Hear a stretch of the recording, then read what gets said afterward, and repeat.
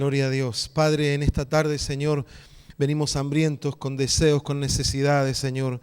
Pero la necesidad más grande que tiene nuestra alma, Señor, no es simplemente de un toque de ti o un toque en nuestra salud, un toque en nuestra economía.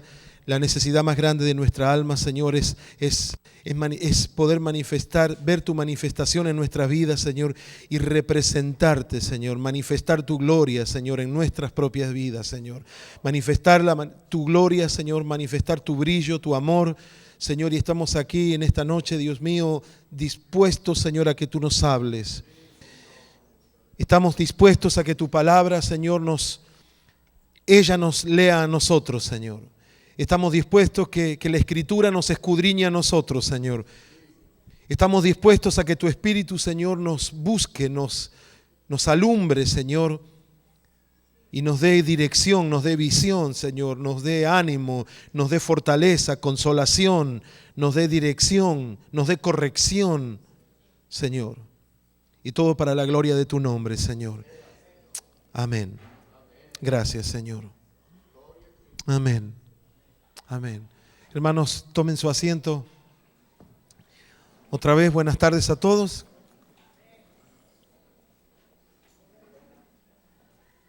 Gracias, varón. Ayer, sé que probablemente esta clase de temas no son los que nos ponen más eufóricos. Y, gloria a Dios, estoy en medio de un desierto. Estoy pasando muchas necesidades. Qué bendito es el Señor. Generalmente estos temas, pero realmente estos temas no son para que nos produzca ninguna euforia. Son para madurarnos. Hace un tiempo atrás, tenemos 3 hijos. Una niña de 16, el varón de 15 y el otro de 14. Así que están en la escalera. El del medio tenía muchos dolores, tenía dolores en el cuerpo, le dolía por todos lados. Lo llevamos al médico y me dice el médico, no tiene nada, estos son los dolores de hueso que tiene, es porque está creciendo de una manera rápida, me dijo. Entonces me pareció interesante que el crecimiento trae dolor.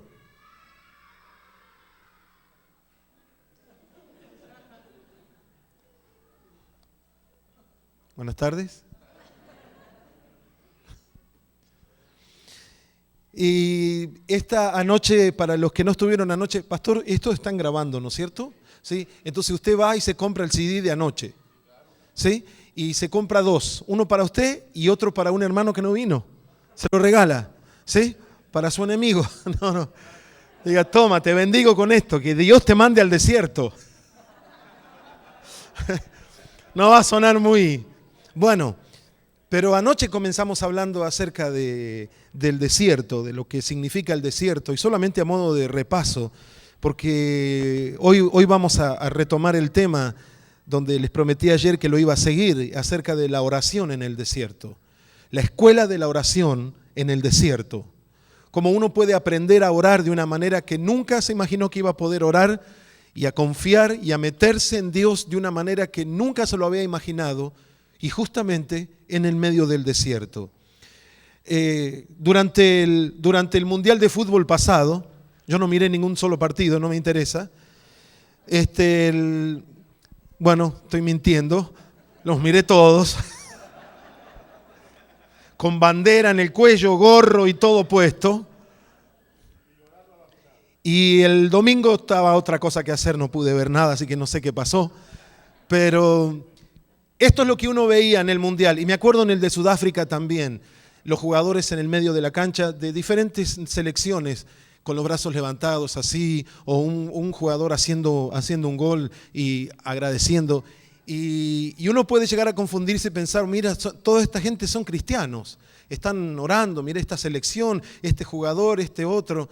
Y la verdad que hay algunos cristianos entre los jugadores, hay unos cuantos, pero para decir la verdad completa, si una verdad no está completa no es del todo una verdad, entonces la mayoría de ellos hacían brujerías en la cancha. O invocaban a los espíritus, o le dedicaban sus hazañas o sus goles a un pariente muerto o a un santo que le habían hecho una promesa.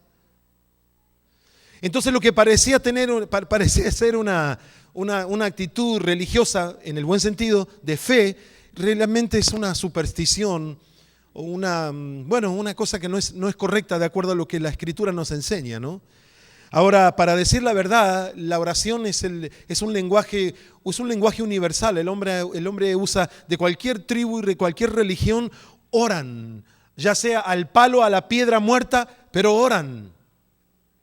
La diferencia con el creyente, con el cristiano, es que le ora al Dios vivo, ¿verdad? Entonces, y la oración del cristiano no se supone ser un monólogo, sino un diálogo, ¿verdad? Hablar y escuchar la respuesta, ¿verdad? Hablar y escuchar qué es lo que se me va a decir.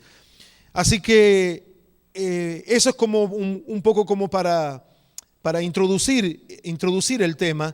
Anoche también les hablé sobre la diferencia de que cuando uno está viviendo en una prueba que parece que nunca sale, y anoche les aclaraba, a veces nos metemos, estas pruebas vienen porque son consecuencias de una desobediencia, consecuencias de algo que no debimos hacer.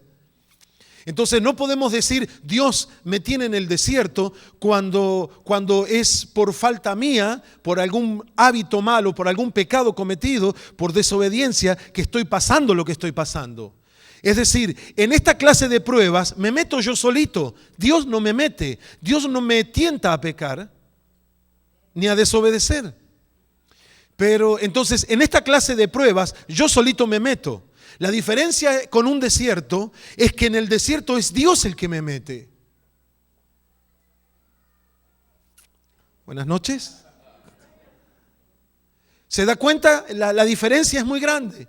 Cuando es Dios el que me mete, voy a tener la certeza de que va a ser el Dios el que me sostenga. Como esta hermosa canción que cantamos de Cristo la Roca, ni me acuerdo ya cómo iba, pero... ¿Sí? Entonces, tenemos la seguridad de que cuando estamos en un desierto, por ser obedientes, estamos en un desierto porque estamos llevados allí para ser madurados, perfeccionados, para que nuestro lenguaje de poca fe se transforme en un lenguaje de fe, para que nuestra vida se madure. Esto que produce dolor, esto que trae crecimiento. Yo le quiero seguir hablando en esta noche acerca de Moisés. Entonces, para terminar lo que estaba diciendo, cuando yo me meto en problemas yo solito, no es que Dios me va a abandonar, pero yo necesitaría arrepentimiento para eso. Tengo que arrepentirme. Si hay alguna persona aquí que dice, yo estoy en un desierto, la verdad que Dios me tiene en un desierto, pero lo que haces es mirar pornografía, o tener relaciones sexuales fuera del matrimonio, o tener una lengua con mucha mentira, o ser un chismoso, o practicar cualquier clase de pecado, no podés decir estoy en un desierto. Lo que estás viviendo es la consecuencia de tu pecado. Y no te estoy tirando una piedra, yo soy tan pecador como vos. Lo tengo claro para mí y por eso te lo puedo decir. No podemos decir eso es una prueba del desierto que Dios me está poniendo y sí, Dios me hace mirar pornografía para después. No, eso no es así. Pero cuando uno está en un desierto, podemos tener esta certeza, Dios me metió ahí, porque me va a madurar. Y cuando yo salga de este desierto, voy a salir como Jesús, en el poder del Espíritu Santo. ¿Se acuerda cómo vimos anoche? Entró lleno del poder de Dios y el desierto, escuche, el desierto no mató la vida espiritual de Jesús, la potenció.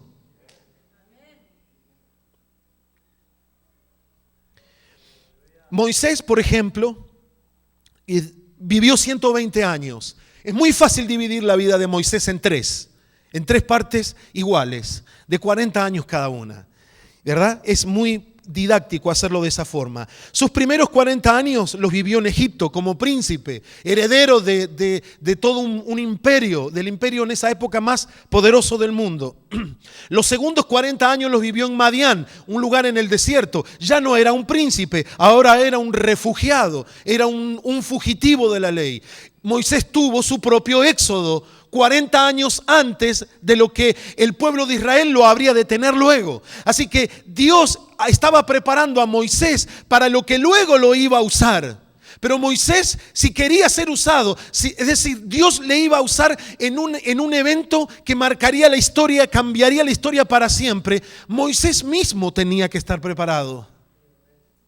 ¿Verdad? ¿Cuántas veces nosotros decimos, bueno, la Escritura dice, médico, cúrate a ti mismo? Qué importante es entender este principio de que lo que necesitamos, lo que debemos enseñar, primero lo tenemos que saber. ¿Verdad? Esto no es un ejercicio intelectual de algo que me estudié. Tengo que experimentar a Dios en mi vida. Dios no es un ejercicio intelectual, es una experiencia. Jesús asombraba a donde iba. Escuche, a un judío no le va a venir a asombrar ningún maestro con su sapiencia, con su sabiduría, con su intelectualismo. Porque desde la época de Jesús hasta atrás ya venían, cuando Jesús ministraba en esta tierra, ya tenían 1000 años al menos de historia en donde se enseñaban la ley y se la pasaban uno al otro, y había maestros con autoridad y con sabiduría que hasta se sabían la ley de memoria. Entonces, otro maestro más en Israel no se necesitaba. Lo que sucedía a la gente cuando escuchaba a Jesús es que la gente tenía una experiencia. Decían, ¿de dónde salió la autoridad que este tiene? No se asombraban, decían, mirá qué bien que pronuncia, mirá cuánto sabe de nuestra geografía, mirá cómo se leyó la historia del profeta Elías. La gente no se asombraba de lo que sabía, la gente quedaba estupefacta de lo que Jesús transmitía, del ambiente que creaba, a donde Él estaba, el cielo estaba con Él.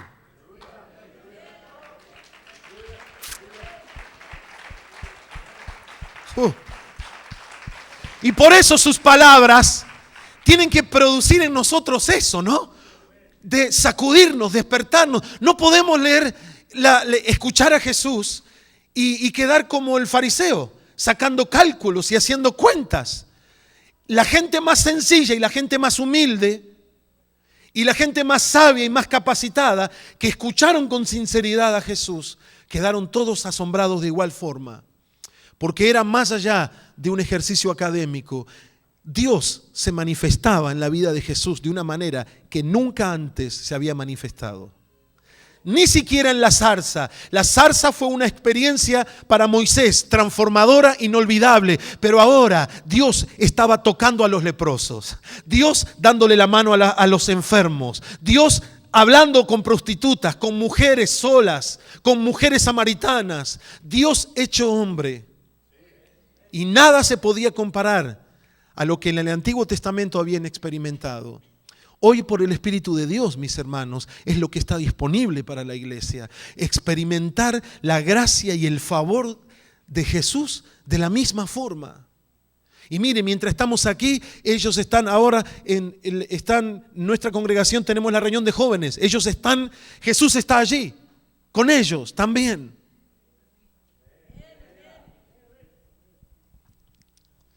Así que esto es lo que sucede. Moisés, vuelvo al tema, Moisés, segundo periodo de su vida, 40 años como refugiado, y los últimos 40 años de su vida, que fue cuando él entró al ministerio. Si alguno se ve grande acá para decir, yo podré servir al Señor a esta edad, Moisés entró a los 80.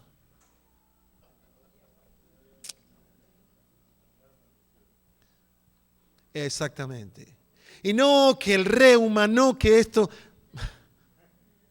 Dios lo llamó cuando tenía 80 años. Así que mire que la edad para servir al Señor nunca es una excusa. De Dios nunca es una excusa. Probablemente puede ser una excusa nuestra, pero que no sea. Entonces, su ministerio se desarrolló íntegramente en el desierto. Anoche aprendimos lo que significa el desierto, ese lugar de soledad. La relación, vimos en Isaías 35, entre desierto y soledad. Anoche orando les decía de que a veces en el desierto, entre otras de las tantas cosas que nos suceden, nos sentimos solos, a veces nos sentimos abandonados hasta por la iglesia. Y uno se pregunta y empieza a cuestionarse, pero ¿acaso no hay un hermano que se dé cuenta que estoy pasando una necesidad? ¿No hay un hermano que me llame por teléfono? Pareciera que ni el pastor se da cuenta que estoy sufriendo. Y no nos damos cuenta que esa oscuridad en la que estamos y esa soledad no es otra cosa, hermanos, que la sombra de sus alas que nos tienen apartado, porque Dios está tratando con nosotros. ¿Sabe qué nos pasa? Dios me tuvo que exhortar varias veces con esto. Me di cuenta que a veces me transformaba en un acortacaminos. Dios quería tratar con una persona por una situación específica y yo era movido y yo creía que era la gracia y la compasión de Dios, pero era simplemente lástima. Y me daba cuenta que estaba entorpeciendo algo que Dios estaba trabajando con esa persona. Yo lo quiero necesitado porque quiero que aprenda a depender de mí. No quiero que le lleves nada. Y eso es duro. Porque uno lo primero que piensa es que eso no viene de Dios. Porque uno mismo pasa necesidades. Yo digo, ojalá todo el mundo se dé cuenta. Pero Dios nos quiere solos. Y es en ese desierto en donde tenemos que aprender a escuchar la voz de Dios y a discernirla de la voz del enemigo. Jesús lo aprendió en el desierto. Jesús no tuvo un solo ápice de duda de que quien le hablaba y le decía las piedras en pan, eso no era del Padre, eso no venía del Padre, eso venía de Satanás. Jesús en el desierto se afinó tanto su oído que aún muriendo de hambre, dice el Evangelio de Lucas, dice que después de estar 40 días sin comer, tuvo hambre. Yo estoy medio día sin comer y ya tengo hambre. Y me estoy preparando para esta noche. Toca, Padre. Así que el desierto a Jesús no permitió llenar su corazón de dudas acerca de... Fíjese lo que sucede en el desierto. En el bautismo, el cielo se abre y Dios le dice a Jesús, tú eres mi hijo, yo te amo con todo mi corazón. Se lo digo en argentino, ¿no? Va al desierto y el diablo le dice, ja, ¿sos hijo de Dios? Ja, ya. Right, dicen los gringos, ustedes. Si eres hijo de Dios, Dios ya le había dicho, tú eres mi hijo. Él tenía su identidad. Pero ¿qué hace Satanás? Justamente quiere en el desierto, otra de las cosas que hace en esa soledad es provocarnos en las cosas que tenemos seguras y hacernos dudar de cosas que tuvimos seguridad cuando no estábamos en el desierto.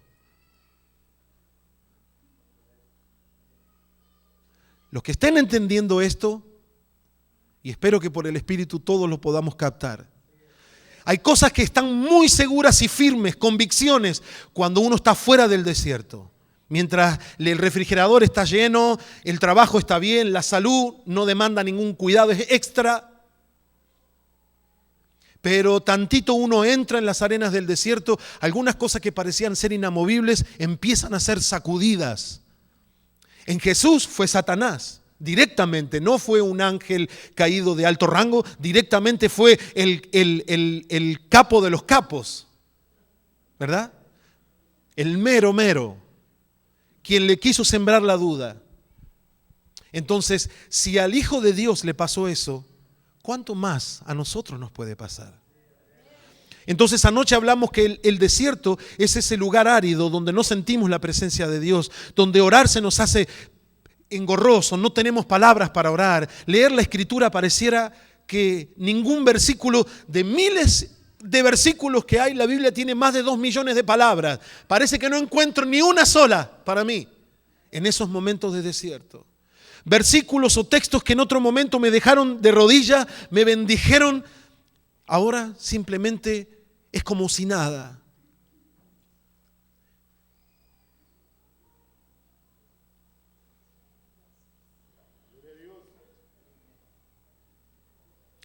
Algo había en la personalidad de Moisés que Dios, no sin antes prepararlo.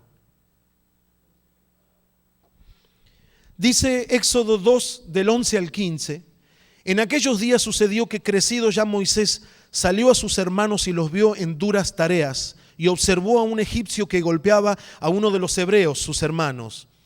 Entonces miró a todas partes y viendo que no parecía nadie, hágase la idea, ¿no? Miró para todos lados, viendo que no aparecía nadie, mató al egipcio y lo escondió en la arena. Al día siguiente salió y vio a 2 hebreos que reñían. Entonces dijo al que maltrataba al otro: ¿por qué golpeas a tu prójimo? Y él respondió: ¿quién te ha puesto a ti por príncipe y juez sobre nosotros? ¿Piensas matarme como mataste al egipcio? Mire, él trató de esconder sus pecados en la arena y se olvidó de que el viento se hace volar la arena y de que ninguna cosa que quede enterrada va a quedar enterrada.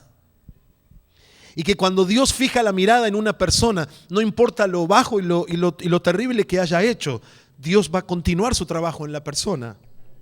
Y dice: ¿piensas matarme como mataste al egipcio? Entonces Moisés tuvo miedo y dijo: ciertamente esto ha sido descubierto. ¿Usted sabía que Moisés había sido asesino?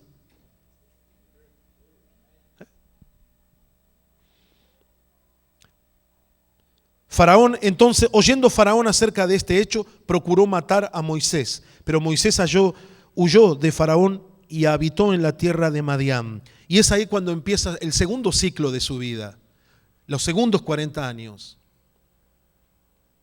Y en estos segundos 40 años tenemos muy poco registro de lo que sucede en torno a Moisés.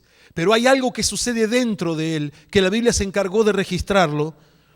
En Números 12:3, que Números 12 ya tiene que ver con el ministerio de Moisés, ya salió de los segundos 40 años, ahora comenzó su periodo, su tercer periodo de otros 40 años, es decir, comenzó su ministerio. Y dice Números 12:3, y aquel varón Moisés era muy manso, más que todos los hombres que había sobre la tierra. ¿Qué pasó con él? ¿Qué pasó con este hombre? Mire, él mató a un egipcio y lo escondió en la arena. Luego Faraón lo quiso matar a él. Es decir, que entre Moisés y Faraón no había diferencias. Tenían potencialmente ese mismo espíritu asesino. ¿Verdad? Faraón nosotros entendemos como una representación en el Antiguo Testamento del enemigo, del antirreino, de todo lo que es antidios. ¿Verdad, hermanos? Decimos Faraón, cantamos los carros del Faraón, le hacemos así la pluma. Y Faraón es una imagen o un símbolo del enemigo, de Satanás en el Antiguo Testamento. Ok, Moisés tenía esa misma genética que Faraón. Tenía ese mismo ADN. Él era un judío, pero él, dice el libro de Hebreos capítulo 11, que él fue educado en toda la educación.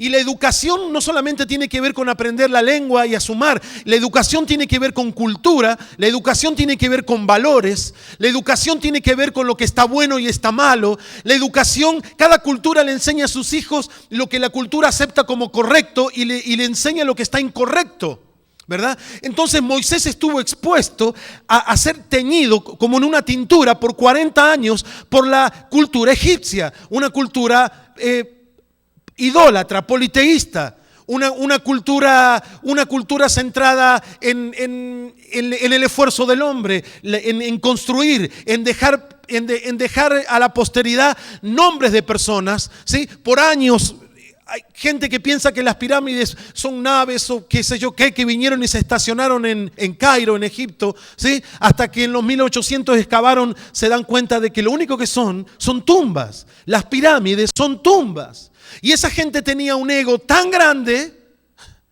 que construían pirámides gigantísimas, extremadamente grandes, solamente para ser enterrados. Así que eso le dice que si los argentinos son agrandados, imagínense los egipcios. Estoy hablando de otros argentinos que hay en otro lado, aquí no. Yo tampoco, por supuesto. Esa es la cultura que absorbió Moisés, los valores de su época. Ahora Dios lo va a usar. Él es un judío. Hay una palabra sobre él. Dios lo separó para algo muy grande. Pero Dios llama a lo vil y a lo menospreciado y a lo que no tiene nombre. pero a lo vil lo ennoblece. ¿Sí? Y a lo que no tiene nombre le da nombre. Y a lo que está sucio lo limpia. Entonces después lo usa. Gloria a Dios. Así que, ¿qué sucede con Moisés en esos 40 años? Que de tener el ADN del faraón, ahora Dios dice de él, es el hombre más manso que hay sobre la tierra. Una transformación en la escuela del desierto, mis hermanos.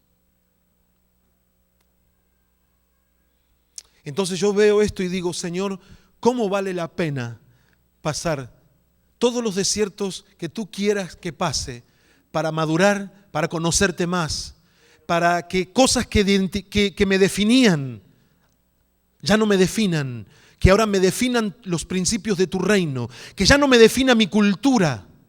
Es cierto, mexicanos, y conozco bastante México, y ustedes son bastante, la ciudad, inclusive aquí, es bastante diferente a otros lugares donde estuve. Muy diferente. En el mismo México, ustedes tienen cantidad de, una riqueza cultural, ¿verdad? Hay pocos países que quizás tengan tanta riqueza como tiene México, hablando de culturas. Pero entonces venimos con la información cultural de nuestros padres y de nuestros ancestros y llegamos al Evangelio y creemos que nuestra cultura o la manera que estamos formados y educados es la correcta, y nos comparamos con los de otros estados o de otro lugar y vemos que ellos están incorrectos. Y la verdad que no es ni uno ni otro. Unos y otros debemos alinearnos a la conducta del reino de Dios. Es el ADN, es una transfusión de sangre que recibimos. Es el nuevo nacimiento que produce en nosotros un ADN diferente. Ya no nos define la cultura en donde nacimos. Ah, bueno, yo soy italiano, así que aguánteme si agarro todo a patadas.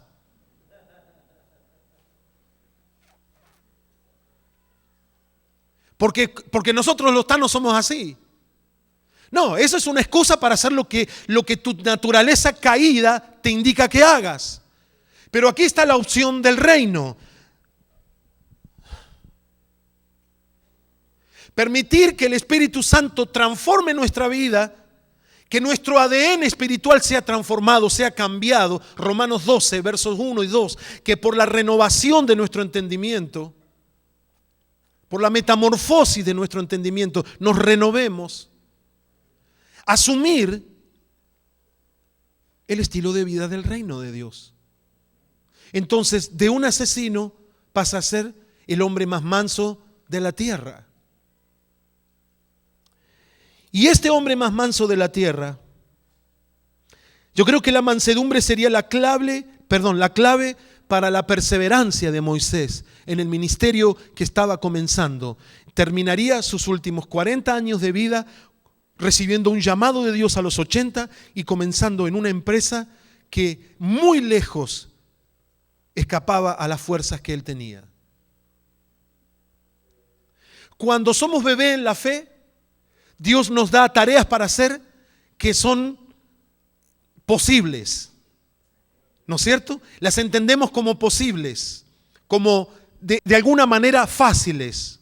No por eso triviales, ¿verdad? Pero que la podemos hacer con un poco de cuidado. Pero a medida que uno va creciendo, se va dando cuenta que uno crece 10 centímetros, hablemos como si espiritualmente creciéramos por centímetro. Uno crece espiritualmente unos 10 centímetros y Dios comienza a darte tareas que son 15 centímetros más arriba. Y cuando creces esos 20 centímetros, resulta que la vara se sube y la medida que Dios nos está poniendo tiene 50 centímetros. Y siempre Dios, el Espíritu Santo, nos va a mantener con tareas que sobrepasan nuestra capacidad, para que nunca nos olvidemos de que necesitamos de Él para hacer su obra.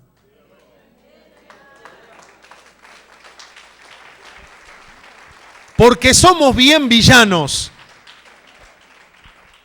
Mientras podamos depender de nadie, ¿verdad? Pero la obra del Señor nos obliga de alguna manera, no sé si es la palabra correcta, nos constriñe a que dependamos de Dios, porque las cosas que hay que hacer, a menos que esté Dios, no se van a hacer, jamás, ni en 15,000 años. Así que te ves superado por algo que Dios te está pidiendo. Bendito sea Dios. Dios te está llamando a tener más comunión, más dependencia. Así que este hombre, y yo estoy hablando, quiero hablar de la oración. Mire, todavía ni me metí en el tema. Uy, Dios santo. Cúlpase ustedes. Parece que me voy a hidratar.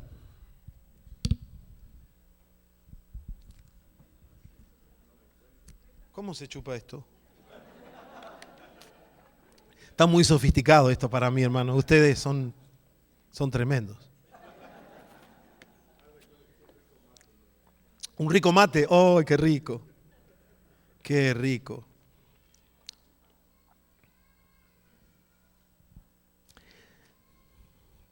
Le voy a decir algunas cosas, algunos tips o algunos datos de lo que es aprender a orar en la escuela del desierto. Para las personas que ahora mismo estén en el desierto y para las personas que en el futuro, porque si quiere madurar, tarde que temprano le va a tocar a usted. Así que si usted ahora está en el valle y está hermoso todo de verde y todo eso, cómprese los CD.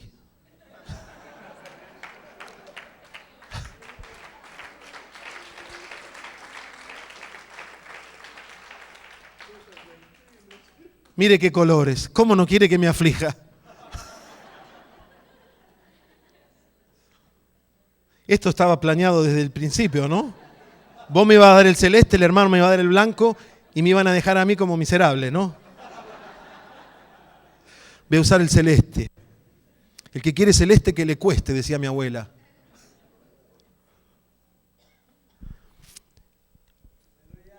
Eso, aleluya. La primera oración que encuentro, no les voy a mencionar todas las veces que oró Moisés. La primera que yo le quiero mencionar es una oración cuando los resultados que uno esperaba. A ver, quiero que lo capte bien, no me quiero enredar. Es la oración, espérese, ¿cómo le puse ahí? Cuando los resultados de algo que Dios me pidió hacer, lo hice al pie de la letra y salió todo mal. Se lo pongo en otras palabras. Dios me dijo, tomate el ómnibus 5 y andate al muelle, ¿cómo se llama? Al malecón. Al malecón. Y resulta que el 5 va para el otro lado. Y terminó su recorrido, digo yo no sé si existe eso, pero para darle una idea. Y terminó el recorrido del ómnibus, me dice, bueno, bájese o pague el boleto de vuelta porque yo me vuelvo.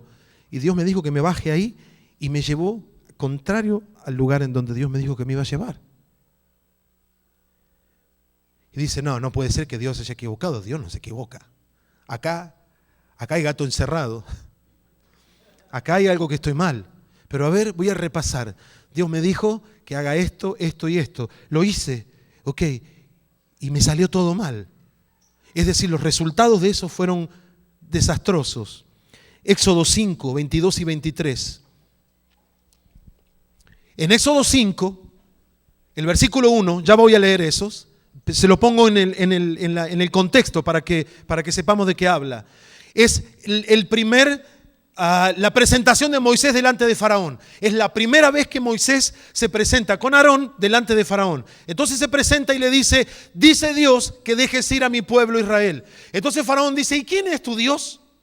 Dice, yo no conozco a tu Dios, ni voy a dejar ir al pueblo Israel, así que cállese la boca, váyase de acá. Cuando Faraón, entonces después de despedir a Moisés así, agarró y preguntó, pero estos judíos son unos vagos bárbaros. ¿Qué quieren ahora? ¿Quieren salir al desierto? Tienen que trabajar acá. Entonces el faraón agarró y dijo, ellos están construyendo ladrillos para mí. Dice, pero nosotros los egipcios les llevamos la paja y ellos buscan el barro, y así que una parte del trabajo la hacían los egipcios. Entonces el faraón dice, estos es porque están ociosos, quieren ir a la iglesia.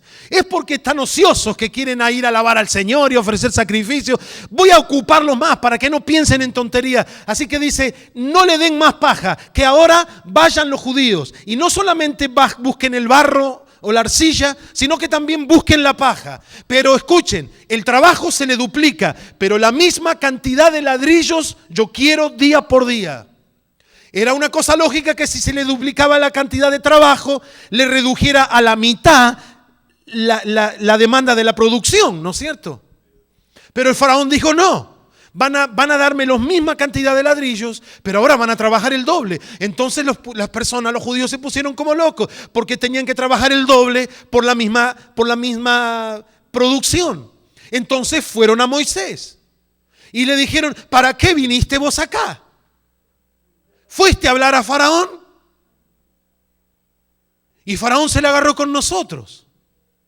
Póngase en el lugar de Moisés. A ver, usted es Moisés. Dios le dice, anda a Faraón y decile esto. Y ahí tiene todo el pueblo, todos los albañiles. ¿Sí? Entonces va y le dice eso. Y Faraón, en represalia en contra de lo que usted dijo, le manda un castigo a todos los demás.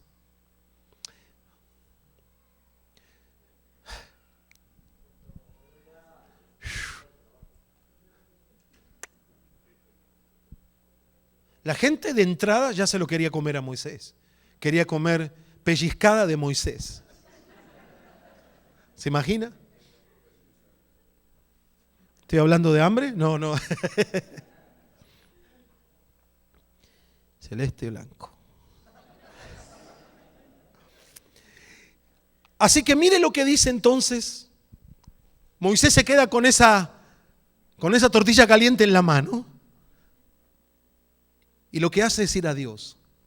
Y mire lo que dice.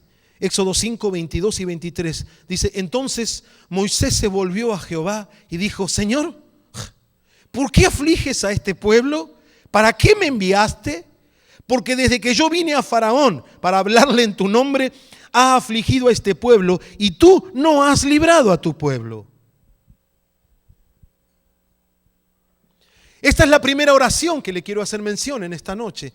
La oración en la que uno se presenta delante de Dios en el desierto, porque algo que Dios le indicó hacer y lo hizo, no produjo los resultados que debían técnicamente producir. ¿Me explico, mis hermanos? ¿Sí? Le salió el tiro por la culata.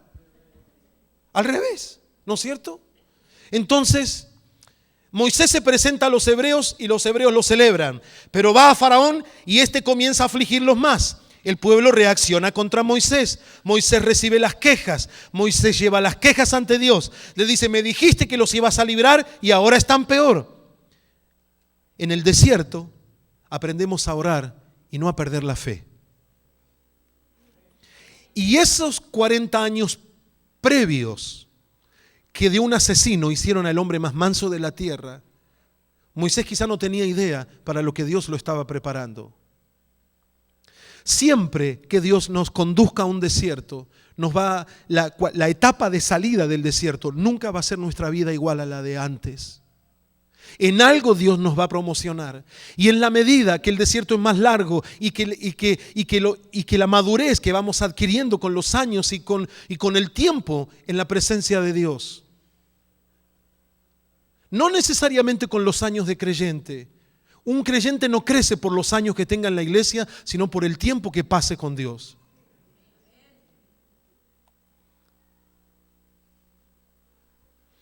Entonces aquí Moisés le lleva esto que aprendió en el desierto, esa mansedumbre, eso que le hizo el hombre más manso de la tierra, y le ayuda a no perder la fe. Le ayuda a ver ese momento de soledad que él está viviendo. En el desierto es posible madurar la fe y no que la fe se muera. No, ya no creo en nada. No, Dios no, esto no funciona. A unos le funciona, a otros no, y a mí no me funciona. Y bueno, cada uno hace como puede. Yo adoro a Dios a mi manera, y eso de a mi manera tiene mucho que ver con el orgullo del hombre.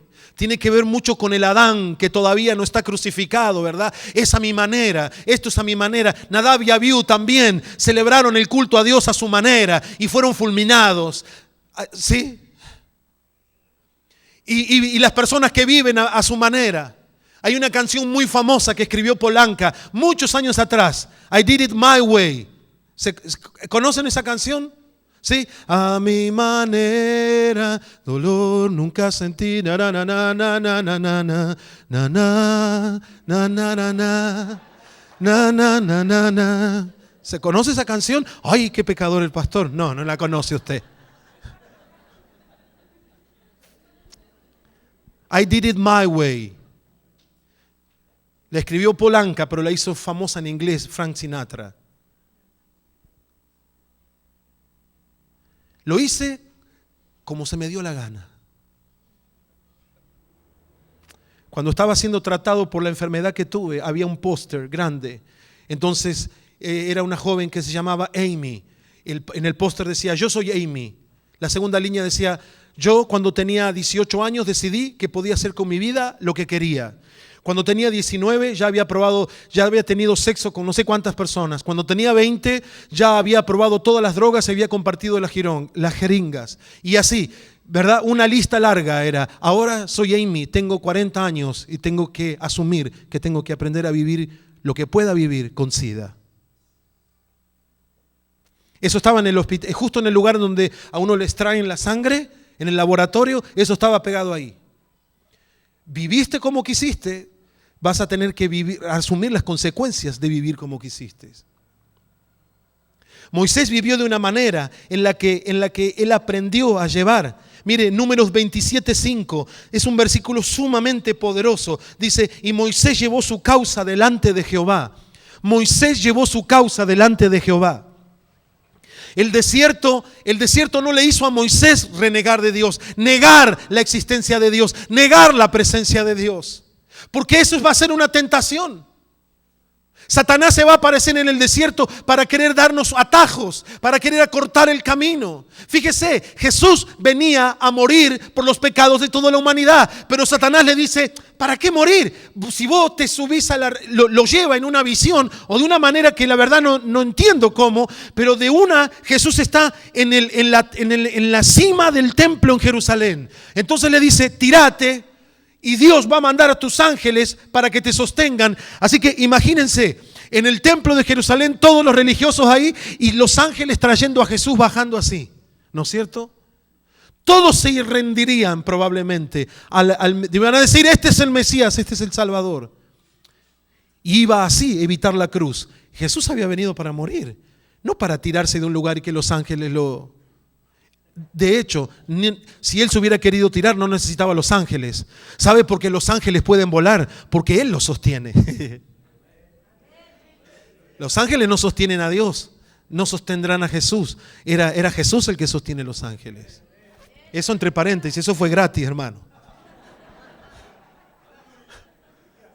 Gloria a Dios. Me bajo porque me emociono, ¿ve? Gloria a Dios. Entonces Moisés llevó su causa delante de Dios. El desierto es un lugar de promoción. Todo aquel que desee crecer en el conocimiento de Dios. Dios confrontó a Adán y este culpó a Eva. Eso lo conocemos de memoria, ¿no? Porque hacemos lo mismo, ¿no? Dios la confrontó a Eva y Eva le echó la culpa a la serpiente. Y de ahí que se arrastra porque se tragó las palabras la serpiente, ¿no? Dios no entra en diálogo con el enemigo. Por eso la serpiente no habló. Si había hablado antes, ¿no le habló a Eva? Sí, le dijo, mira ese mango. ¿Por qué tiene que ser una manzana, no?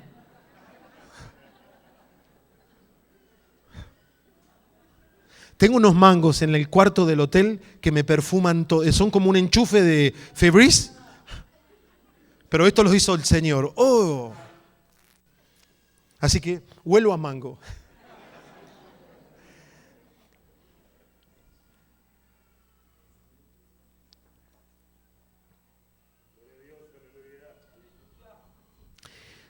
Moisés en el desierto ora esta oración y le dice: ¿no dijiste vos que les ibas a hacer bien? ¿Por qué les haces mal? ¿Y dónde está el error aquí? ¿Estaba Moisés equivocado? Claro, Dios no estaba equivocado, así que si hay alguien que se equivoca, saque la cuenta quién era, ¿verdad? Pero hay algo, Moisés solamente estaba viendo un fragmento de toda la película.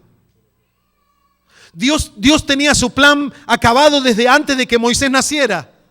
Así que Moisés no le iba a enseñar a Dios cómo era el plan. Pero Moisés tiene la capacidad de ver del minuto 11 al minuto 29. Solamente de eso de la película. Y vio que él fue, pidió, y el faraón les dio peor el trabajo y que esta gente vino y se quejó. Dios está viendo la película entera. Dios está endureciendo o permitiendo, mejor dicho, que el corazón del faraón se endurezca, porque Dios los va a sacar con brazo fuerte. Eso significa de que Dios va a sacar a este pueblo al desierto con una manifestación de poder como nunca antes se ha visto. El mundo va a ser testigo de las obras de Dios, ¿verdad? Pero para eso tiene que haber un hombre necio que aunque vea, no crea. Y ese fue Faraón. Y que tenga una oportunidad después de otra y después de otra y después de otra. Es cierto que perdió su hijo, pero lo perdió en la 10ª.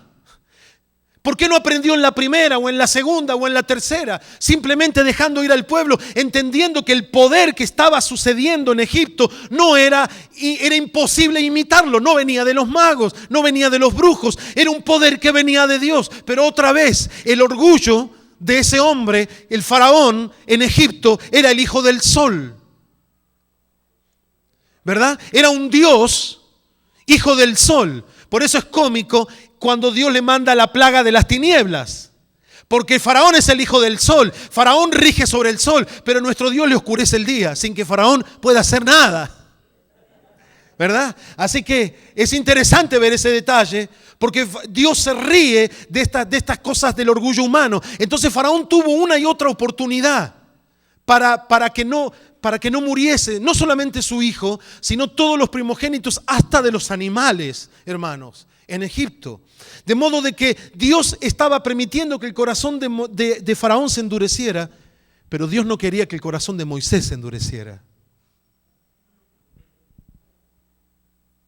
Dios quería que el corazón de Moisés se ablandara. Y Moisés no estaba viendo toda la película completa, vio ese fragmento nada más. Entonces fue con esa oración. Pero ve que no hay duda de que Dios está ahí, de que Dios lo llamó, de que Dios lo sacó. Simplemente él se lo pregunta a Dios, porque solamente ve eso y no puede ver que a través de todos esos actos insistentes de que Moisés va a ir a Faraón, el corazón de Faraón va a sacar lo que realmente hay dentro de él, y Dios va a sacar a Moisés y a ese pueblo de esa tierra. La segunda clase de oración que veo en el desierto, hay muchas más, pero estoy hablando de algunas simplemente, es oración cuando los beneficiados son tus verdugos.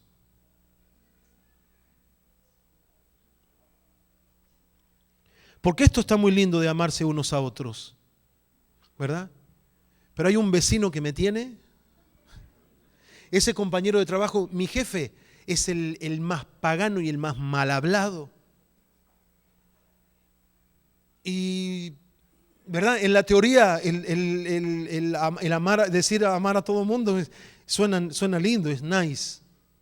Pero en la práctica no lo es tanto, ¿verdad? Hay un ejercicio de la voluntad más que la emoción, como hablábamos anoche. Entonces, Números 11, del 1 al 3. Aconteció que el pueblo se quejó a oídos de Jehová, y lo oyó Jehová, y ardió su ira, y se encendió en ellos fuego de Jehová, y consumió uno de los extremos del campamento. Entonces el pueblo clamó a Moisés. ¿A quién clamó? ¿Por qué no clamó a Jehová? el pueblo clamó a Moisés. Entonces Moisés, si Moisés fuera argentino, que gracias a Dios no fue, ¿sabe qué le hubiera dicho? Gloria a Dios. ¿Vos dijiste gloria a Dios? ¿Vos? Gloria a Dios. Entonces, si Moisés hubiera sido argentino, le hubiera dicho, jaja, ya, ¿querés que hable con Dios? Pedime de rodillas, perdón. Arrodillate, humillate.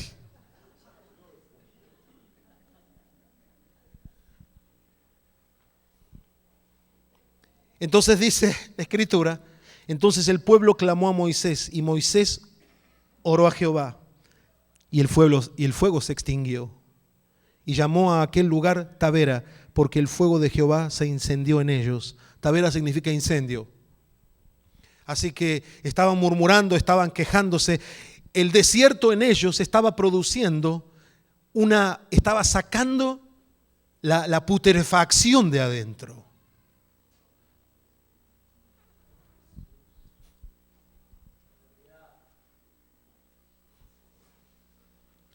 Y un síntoma de que hay algo podrido adentro es lo que sale por la boca.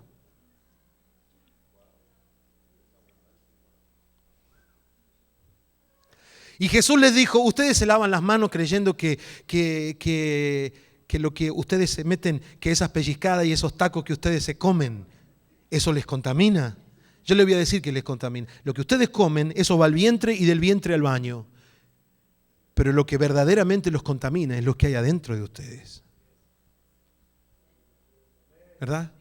Entonces cuando el lenguaje del infierno es la queja, la murmuración. En el infierno la queja va a ser por los siglos de los siglos. Ay. La queja, la maldición y la blasfemia. El lenguaje del reino es la adoración, es la alabanza. Entonces, cuando uno tiene que tener ese detector en sí mismo y dejar de ver cómo hablan los demás para poner ese detector y ocuparse 24/7 en uno mismo, ¿verdad? Porque de la abundancia de corazón habla la boca, ¿verdad? Entonces este pueblo que tiene un corazón tan sucio, esa putrefacción que hay adentro es la que expresan en sus palabras. Murmuran, se quejan de las personas, hablan mal unos de otros, se comen unos a otros. Por eso es un espíritu, esto del chusmerío y de las personas chismosas, esto no es un juego. Esto es algo serio. Si usted es un chismoso, usted tiene una cloaca adentro que está hediendo. Dice, ay no, pero sabe, como dice la Biblia, y esto es cierto, que el chusmerío es interesante. Porque es lindo saber qué es lo que hizo la otra cuando se fue, que se divorció y se fue para el otro lado. ¿Sí? No, ahora vive sola allá en la California. Ella se hace toda la gringa. ¿No es cierto? O no, él, si te digo, no, pero te digo cuento para orar nada más. Y cuando te dicen así, prepárate porque viene diablo con tridente y cola y todo. Porque eso de para orar es la estampa. Eso dice, esto made in infierno. Made in hell. Hecho en el infierno. No entre en eso. Porque no va a haber ninguna diferencia entre esta gente. A veces nos preguntamos por qué algunas cosas se nos incendian, se nos desaparecen. Bueno, deberíamos pedirle a Dios que nos ayude a ver si algo de nuestra boca tiene que ver con eso. Entonces llamó a aquel lugar Tabera porque fue un incendio. Así que en el desierto, el valor del desierto, entre otras cosas, tiene que ver con conocerse a uno mismo, saber de qué madera estoy hecho. Mire, aún hasta los sabios paganos, Sócrates, este filósofo griego, tenía una de sus máximas que decía, conócete a ti mismo. El valor de aprenderse a conocer a uno mismo no tiene que ver solamente con el cristianismo, aún otras religiones vieron este destello de verdad, entre toda su confusión. Entender el valor de conocerse a uno mismo, de saber lo que uno es. En Cristo esto es muy posible, porque su luz nos alumbra, Dios es luz. Y mire que dice la Biblia, Dios es luz y no hay ninguna tiniebla en Él. Y qué hermoso que yo puedo estar expuesto delante de Dios. Y cada vez que Dios me alumbre, nunca va a ser para humillarme, nunca va a ser para avergonzarme. Siempre va a ser para corregirme, para enseñarme, para que aprenda yo a dejarme amar. Cuando Dios me alumbra un área oscura en mi vida, no es para condenarme, es para sanarme. Si Él lo sabía desde siempre, soy yo el que necesita saberlo. Uy, tengo este muerto adentro y no me daba cuenta. Creía que era una pinturita y me doy cuenta que soy todo lo contrario. Job creyó tener un conocimiento de Dios muy fino, muy sensible. Hasta que Dios le habló y lo confrontó en ciertos aspectos de su vida que necesitaban un ajuste para terminar el libro de Job diciendo, yo creía que te había conocido. Todo lo que sabía lo tenía acá, pero ahora te conozco aquí. Me arrepiento, Señor. Cada vez que Dios nos alumbra, nunca va a ser para avergonzarte. Por eso, ¿y sabe lo que hace el chismoserío y el chusmerío? Avergonzarte. Porque cuando hay una flaqueza que se descubre en mí, y yo se la cuento a otra persona y esa persona lo publica en el boletín de la iglesia o lo pone en el website de la iglesia, eso me avergüenza, eso me causa dolor, eso no viene de Dios, eso viene del diablo. Y no seamos hallados instrumentos del diablo. Cuando Dios me alumbra con su luz, es para sanarme, hermanos, es para corregirme, es para enderezarme, es para decirme, tenés otra chance conmigo. No te desanimes. Estaba sucio aún antes de verte, pero yo ya te amaba. Escuche esto. Usted mañana, pasado, va a decir una mala palabra, va a cometer un pecado, va a hacer una desobediencia. Indudablemente. Porque nuestra naturaleza todavía está en ese proceso. Y mientras estemos en esta carne, ¿verdad? Sin embargo, Dios, sabiendo eso de mañana, Dios hoy me llena de su gracia y me bendice. Aún sabiendo quizá que mañana vamos a gastarlo para lo malo, hoy nos provee. Y eso no se puede hacer una matemática, eso se llama gracia. No hay ninguna cosa que podamos hacer para merecerla, para creer que la merecemos. Eso es gracia, no lo merecemos. Es ridícula, por eso es gracia.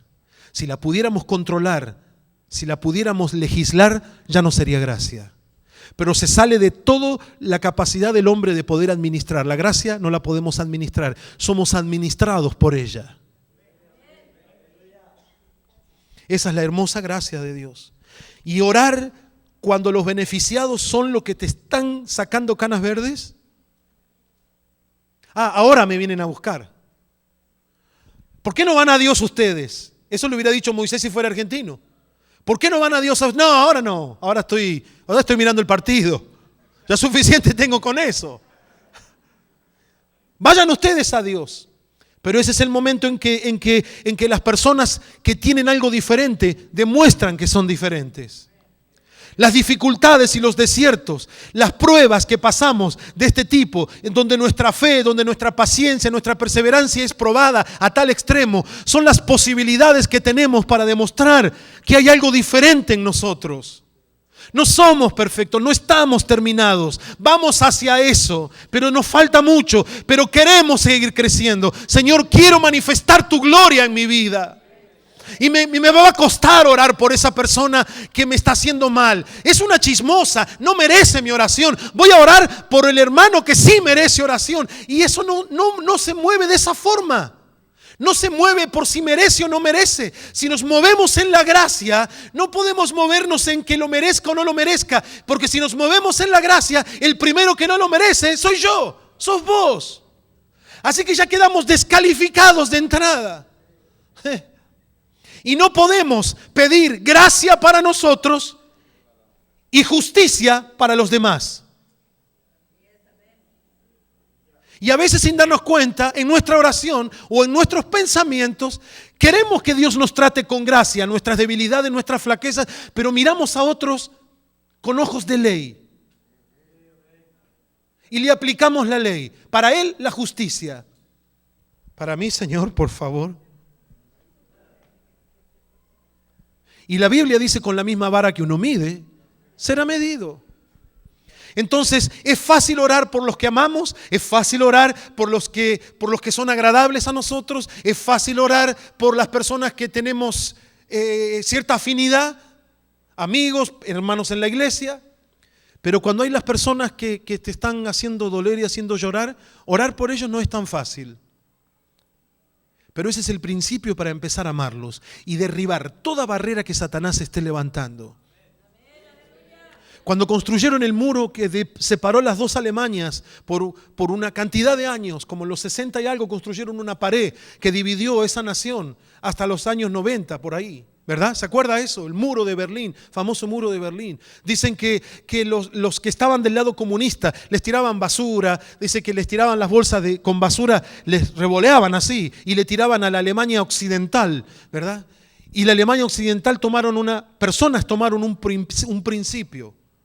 Cargaron camiones con comida, con ropa, con medicina y cruzaban las fronteras y se lo dejaban del otro lado del muro.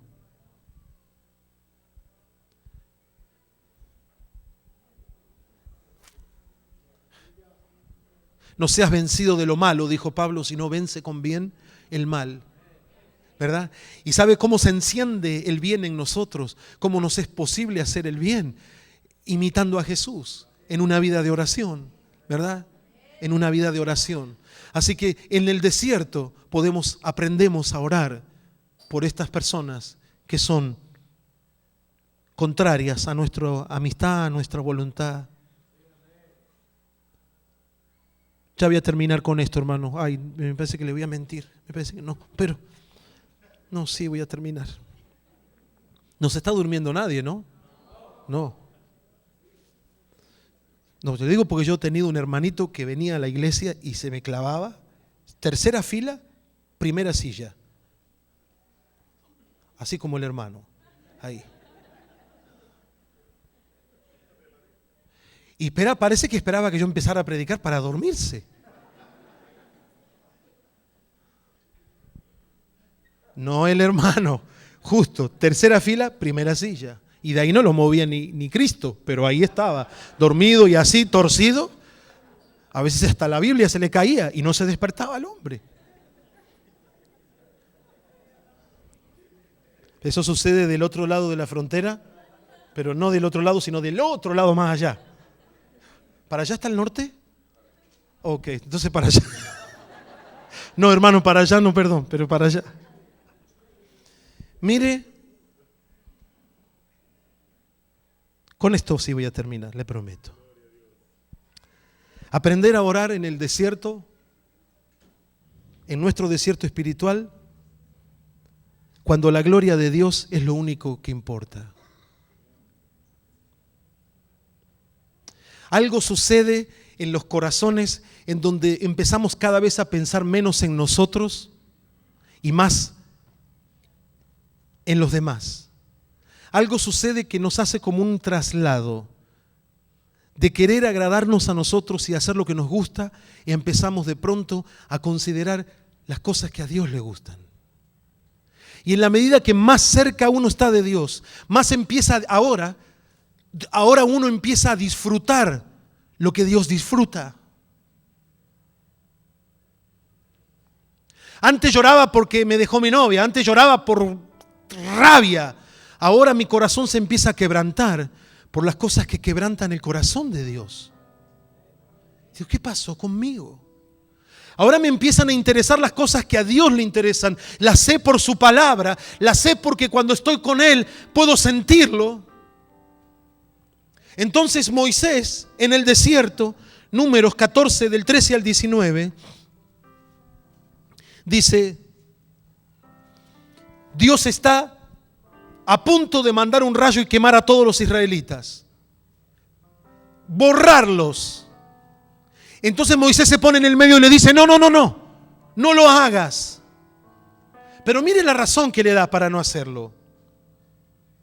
Lo oirán luego los egipcios, porque de en medio de ellos sacaste a este pueblo con tu poder, y lo dirán a los habitantes de esta tierra, los cuales han oído que tú, oh Jehová, estabas en medio de este pueblo, que cara a cara aparecías tú, oh Jehová, y que tu nube estaba sobre ellos, y que de día ibas delante de ellos en columna de nube, y de noche en columna de fuego, y que has hecho morir a este pueblo como a un solo hombre. Y las gentes que hubieren oído tu fama hablarán diciendo: por cuanto no pudo Jehová meter a este pueblo en la tierra de la cual les había jurado, los mató en el desierto. Ahora pues yo te ruego que sea magnificado el poder del Señor, como lo hablaste, diciendo: Jehová, tardo para la ira, grande en misericordia, que perdona la iniquidad y la rebelión, aunque de ningún modo tendrá por inocente al culpable, que visita la maldad de los padres sobre los hijos hasta la tercera y cuarta generación. Perdona ahora la iniquidad de este pueblo, según la grandeza de tu misericordia, y como has perdonado a este pueblo desde Egipto hasta aquí. Dios iba a destruir ese pueblo, y Moisés se puso en el medio y le dice: no. Pero mire la razón que tiene Moisés. Nosotros le dijimos a todo el mundo que vos tenías poder. Todo el mundo vio que vos tenías poder. Todo el mundo vio que vos sacaste al pueblo de Egipto para meterlo en la tierra. Y ahora la gente va a creer que vos los mataste porque no pudiste meterlos. La palabra no poder en el lenguaje de Dios no existe. Él es todopoderoso. Moisés tenía celo de que la fama de Dios no fuera a ser difamada. Había un celo en la vida de Moisés por la gloria de Dios que le importaba más que cualquier otra cosa. Allí el amor que Moisés podría tener por el pueblo quedó completamente nublado, tapado por el amor que Dios tenía, que a Moisés tenía por Dios, perdón.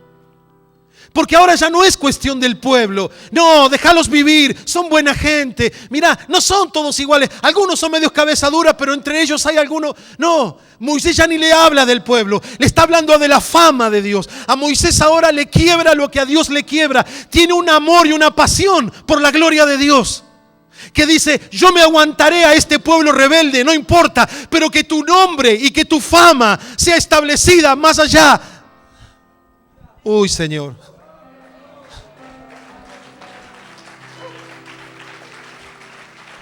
Yo me voy a aguantar a estos cabeza dura, pero que tu nombre sea exaltado en las naciones.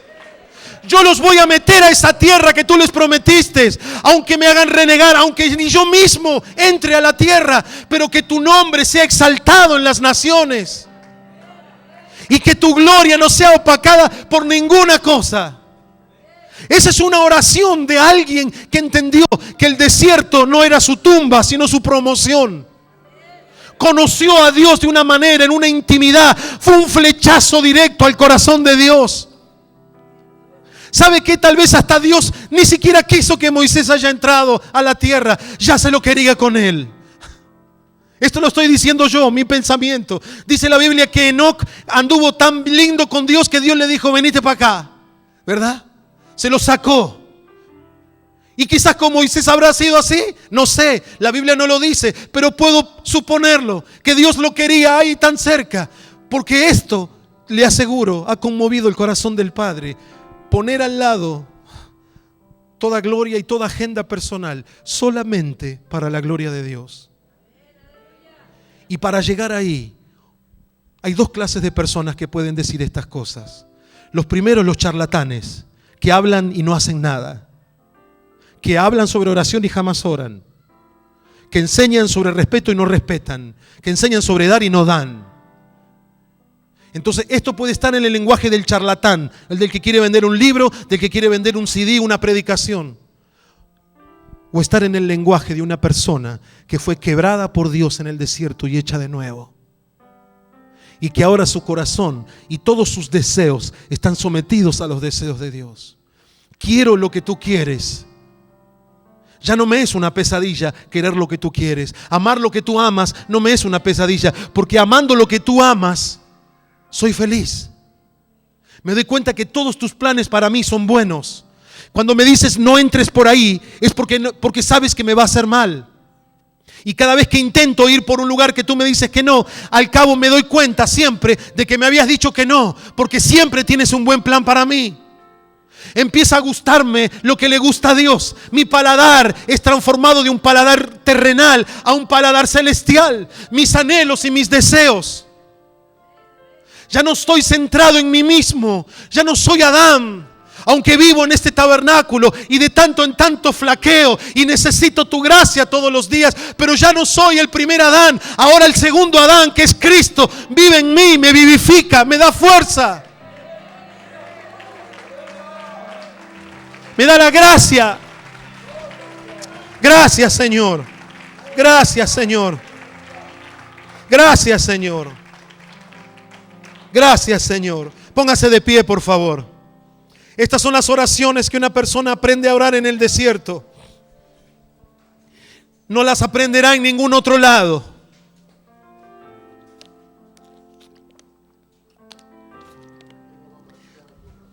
Aprender a darle gloria a Dios más allá de toda nuestra agenda. Aprender a poder orar a las personas, por las personas que nos trastornan, que nos cansan, que nos fatigan, que nos hacen mal. Aprender a bendecir a quienes nos maldicen, a quienes nos traban, a quienes son un estorbo para nuestro crecimiento. Aprender a bendecir. Ese es el lenguaje del reino. Ese es el lenguaje del cristiano. Ese debe ser el lenguaje nuestro siempre. Y en el desierto las palabras vanas son quemadas y son reemplazadas por palabras de reino, por palabras de bendición. ¿Cuántos necesitan este trasplante? Venga aquí adelante, vamos a orar. No se quede ahí sentado. Venga aquí, comience a clamar al Señor. Señor, cambia mi oración. Señor, cambia mi oración. Dame en mi espíritu, enciende en mi espíritu una antorcha que no se extinga.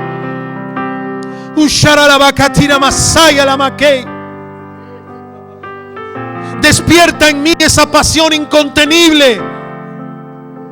Desata en mi vida esa pasión que no se puede contener.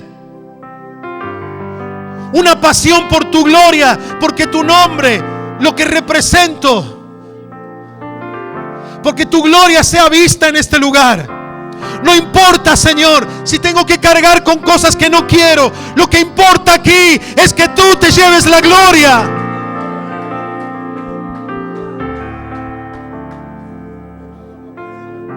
Empiece a orar y a buscar esto para usted. Escuche, yo no se lo puedo dar. Si yo le impongo mis manos, yo no le voy a dar nada. Esto lo hace Dios. Esto es la fábrica de Dios. Esto no lo hacen los ángeles. Esto no lo hace el arcángel. Esto lo hace el Espíritu de Dios. La tercera persona de la Trinidad transforma nuestro corazón. Enciende nuestro corazón. En el desierto estamos en la mejor escuela para aprender a orar. Y vamos a hacerlo ahora. Quiero que por un momento traiga a su memoria, si es que tienen personas que son en contra de ustedes.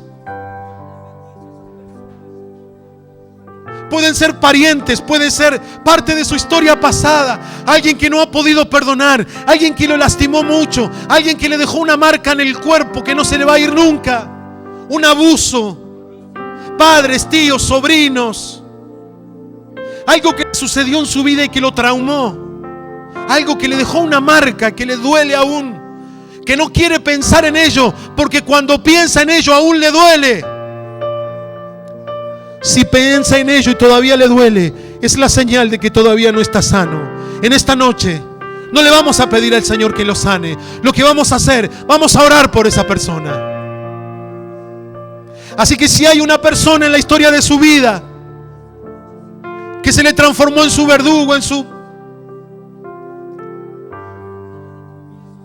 en un tropiezo, ahora comience a bendecirlo y empiece a probar el poder de la bendición, el poder de soltar personas, el poder de soltar situaciones, abrir la celda, que salgan libres. Declaramos un jubileo. Declaramos un jubileo donde el endeudado va libre.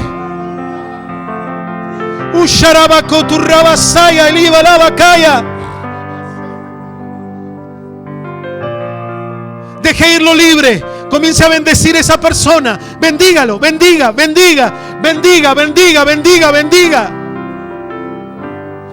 Hable jubileo. Abre las celdas. Es declarado aún el peor de todos es declarado libre, inocente. El más endeudado es declarado sin deudas. El más angustiado corre libre. Lo suelto en el nombre de Jesús.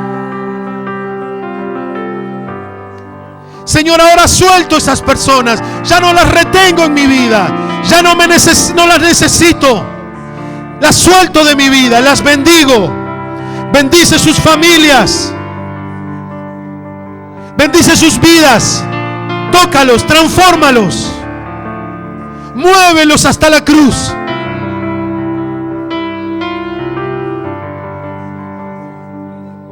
Vamos, vamos, vamos, vamos. Estamos poniendo en práctica lo que hemos aprendido esta noche. Los soltamos, los dejamos ir. Que se vayan de nuestras vidas. No queremos que nada impida el fluir entre el Espíritu de Dios y nuestras vidas. Los dejamos ir. La caricia de Dios sobre tu vida va a ser más fuerte ahora que el dolor que te han causado. Déjalo ir. Bendice, Padre. Bendice a los que nos hacen mal. Bendice a los que nos hacen mal. Bendice a los que nos acusan, a los que inventan calumnias en contra nuestras. Bendícelos, Señor. Obra en favor de ellos, Señor. Que vean tu poder, que vean tu amor, Señor. Vamos, iglesia, vamos.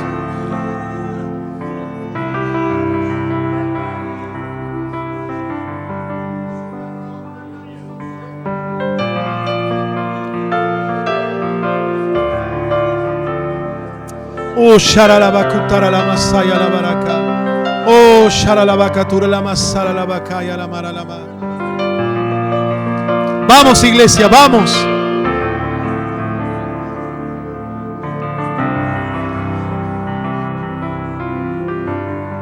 Cuando dejas ir a alguien libre, la primera persona que queda libre no es la que tú sueltas. La primera persona que queda libre eres tú. Soy yo. Deja ir esos recuerdos. Quema esas cartas que están guardadas en algún lugar. Las tienes como para tener en cuenta lo que te hicieron en el pasado. Quema esas cartas. Borra esos correos de tu teléfono. Borra esos teléfonos del WhatsApp, de tus mensajes. Quítalos, bórralos. ¿Para qué los quieres ahí? Reemplazamos, Señor, todos esos sentimientos del infierno por sentimientos del cielo, Señor. El amor, el gozo, la misericordia, la benignidad, la perseverancia, la mansedumbre. Y lo hacemos en tu nombre. Ahora vamos a orar la otra clase de oración en el desierto. La oración de que cuando hacemos las cosas que Dios nos pide hacer, los resultados todavía no son positivos. Dios te dijo, te quiero. Dios te enseñó en tu espíritu que tienes que diezmar, que tienes que confiarle a Dios el 10% de tu entrada. Y lo comenzaste a hacer. Y quizás hasta perdiste el trabajo. Quizás te rebajaron las horas de trabajo. Te salió al revés. Se supone de que si entro en la obediencia del pacto del diezmo, mis finanzas deben ser bendecidas. Pero resulta que te salió al revés. Así que un acto de obediencia te salió al revés. Quizás fuiste a hablar con una persona y hacer las paces, porque Dios te hizo sentir que tenías que hacerlo. Y fuiste y quisiste y pusiste toda tu fortaleza y tu buena voluntad, y la otra persona te trató peor y te volvió a herir. Entonces dice, ¿para qué habré ido? Al final estoy haciendo la voluntad de Dios y me sale peor. Si eso o algo parecido es lo que te ha pasado, es lo que vamos a hacer ahora. Vamos a orar. En el desierto aprendemos esa oración como Moisés lo hizo. ¿No me dijiste que los saqué de Egipto y ahora le dieron más trabajo? Ahora están peor que antes. Y la gente viene y se me queja. Padre, ahora yo oro por mis hermanos, que todas esas situaciones que han salido al revés, pero que solamente estamos viendo una parte de la película, Señor. Tú no dijiste que seamos disciplinados en nuestros diezmos, y tantito empecé a diezmar, mi trabajo decreció, mis entradas bajaron. ¿A dónde está tu bendición? Me dijiste que diera esto, Señor, pero ¿a dónde está tu bendición? Me dijiste que hiciera esto con tal persona y terminé siendo yo más herido de lo que estaba. ¿A dónde está, Señor, tu bendición? Tú me has prometido que mis hijos van a venir a tu casa. Tú me haces orar por mis hijos, pero cada día están más rebeldes. Cada día quieren menos del evangelio. Señor, ¿dónde está tu promesa? Tú me dijiste que mi esposo va a llegar a conocerte, que tú vas a ser un hombre nuevo en él. Señor, pero está cada día peor. Cada vez que tengo que venir a la iglesia parece un demonio. Señor, mi esposa, tú me dijiste que no dejara de orar por ella, pero cada vez que oro, más oro por ella, menos quiere saber de ti, Señor. Parece que la oración, en vez de acercarla, la está alejando. Todos estamos de una o de otra manera en situaciones parecidas.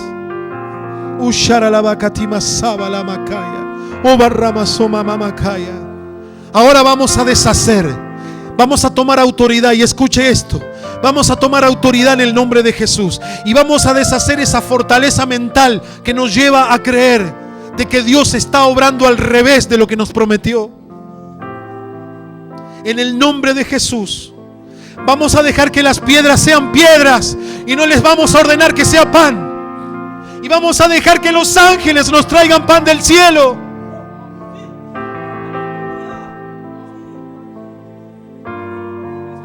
Todas aquellas situaciones adversas en donde la oración pareció alimentar un fuego contrario, en el nombre de Jesús deshacemos esa fortaleza mental, Señor.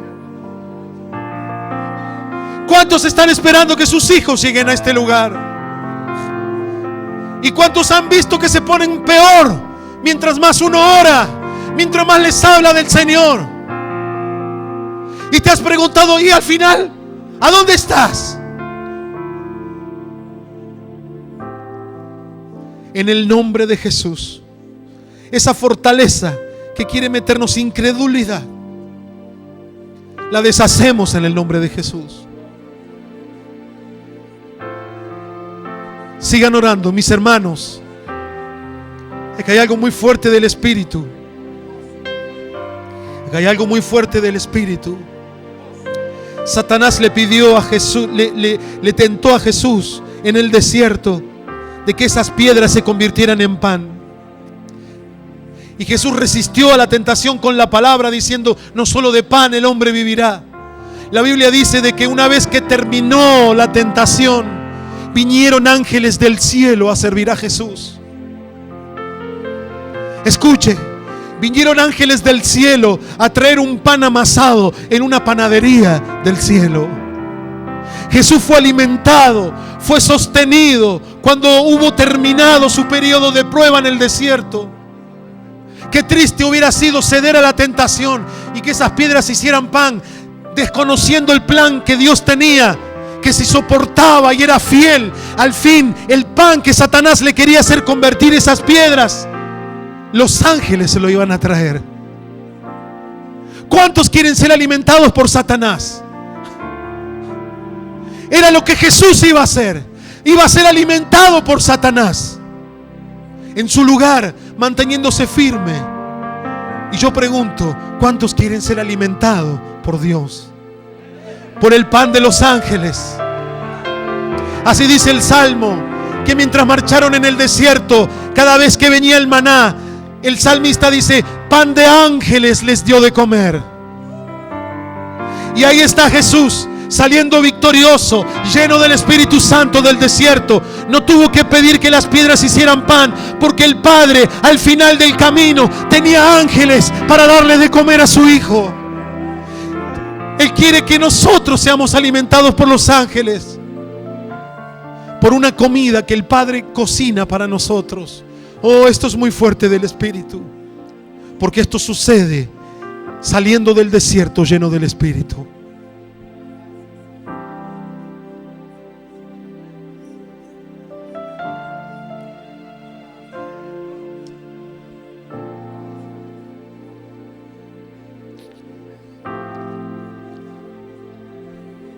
La tercera oración ahora vamos a practicar.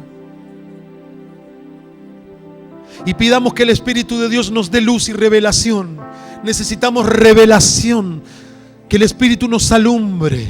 Que nos corra la cortina. Eso es lo que significa la palabra revelación. Que se nos corra la cortina para que veamos. Para que veamos lo que el Padre quiere que veamos. Y esta es la tercera oración que Moisés hace en el desierto, de acuerdo a como lo vimos hoy. Es una oración en donde no importa la parte que me toque a mí, en donde no importa cuánto nombre, cuánta fama y cuánta gloria lleve a mi nombre, o cuánta agua lleve a mi pozo.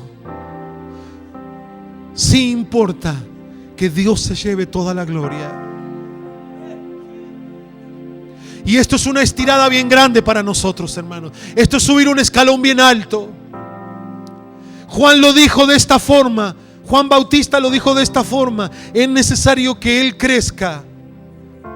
Pero con la misma intensidad que dijo que Él crezca, dijo que yo mengüe. No solamente Jesús tiene que crecer adentro nuestro, sino que nosotros tenemos que menguar adentro nuestro. Yo no sé cómo es posible esto si no fuera por el Espíritu de Dios. ¡Wow! Pero no solamente Él tiene que crecer, yo tengo que ir mermando, menguando. Más Él y menos yo. No es solamente más de Jesús. La ecuación completa aquí es más de Él y menos de mí. Y con la luz que Juan el Bautista lo tuvo, vio esto. Vio que no era suficiente tener más de Cristo, que era necesario tener menos de Juan. Y Moisés aquí lo pone como quizá ningún otro. Señor, ora esta oración y le dice: Señor, no, para un poquito, Señor. Dios le dice: mira, voy a raer a este pueblo, de una vez lo voy a raer de la faz de la tierra, y te voy a levantar un pueblo que va a ser obediente, va a ser un lindo pueblo, va a ser un pueblo manso, no te va a traer tanto dolor de cabeza. Y Dios está compartiendo sus planes.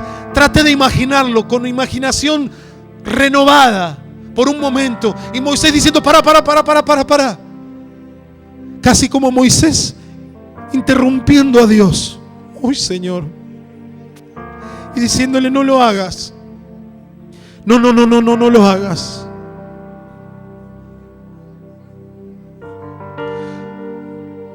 Todos van a pensar de que no pudiste,